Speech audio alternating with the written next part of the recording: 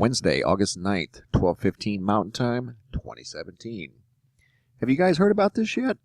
This book that was written, actually there's two books I want to share with you that were written 124 years ago. One book is titled Barron Trump's Marvelous Underground Journey. There's another one that's titled The Last President. And they were authored by the same person back in the late 1800s. I think 1890 and 1893, respectively. This is really super bizarre. And both of these books can be confirmed at the Library of Congress. And here is the first book I want to talk about. And I'm just going to go over some of the key points that I found. I did read the book. It's 266 pages long. I scanned through most of it, writing down, just took a few notes of some things that are weird parallels with today's society. And this was 124 years ago.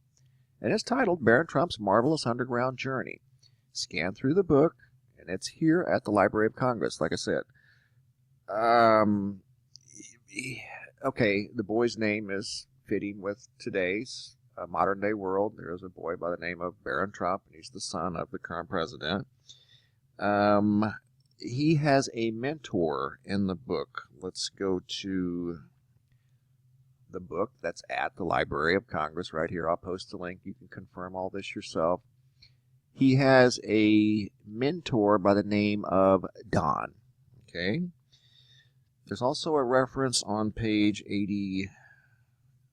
Well, actually, Don gives him a map and directions to a portal that can take him to a place. It's a manuscript. Right here it is. According to the learned Don Foom's manuscript, the portals to the world within a world, this is on page 7, were situated somewhere in northern Russia, possibly the upper Urals of Russia. And these portals would actually lead you to a different dimension, which would take you to a world within a world. It's really bizarre.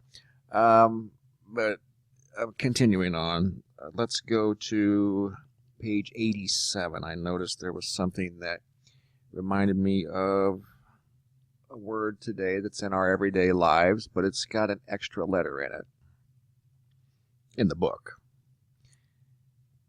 Page 87. Just bear with me, guys. This is really weird.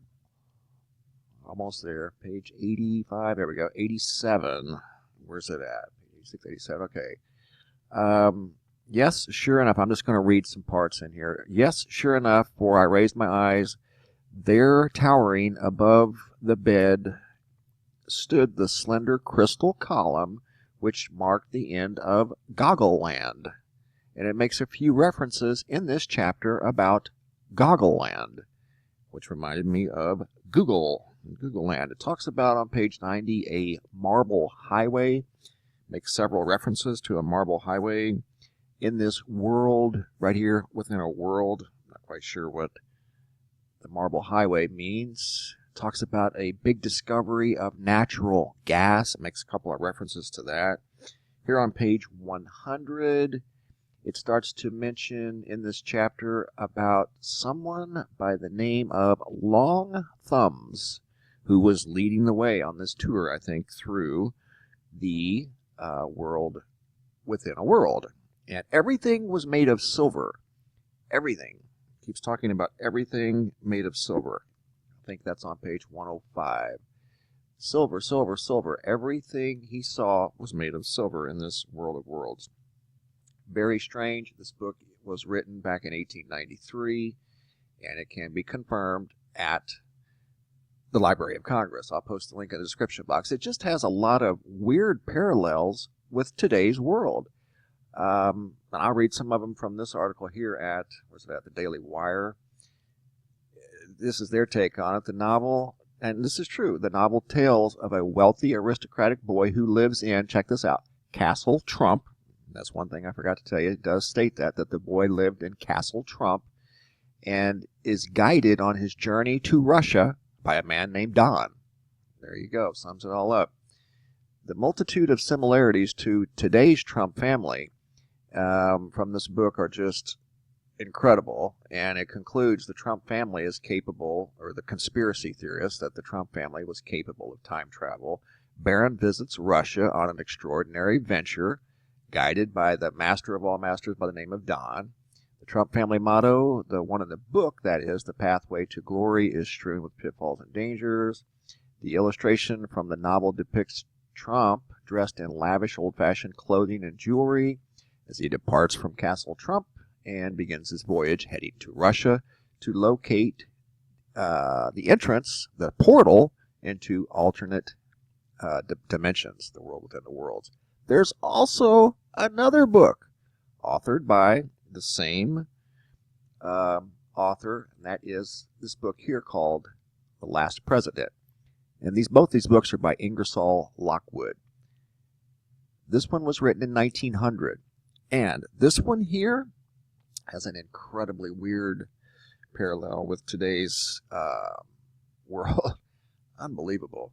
Starts off what the book is about. It's about a man who got elected president.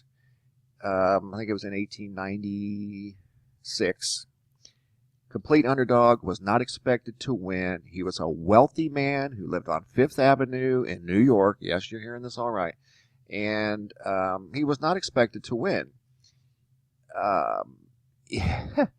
Complete underdog. And it completely surprised everybody.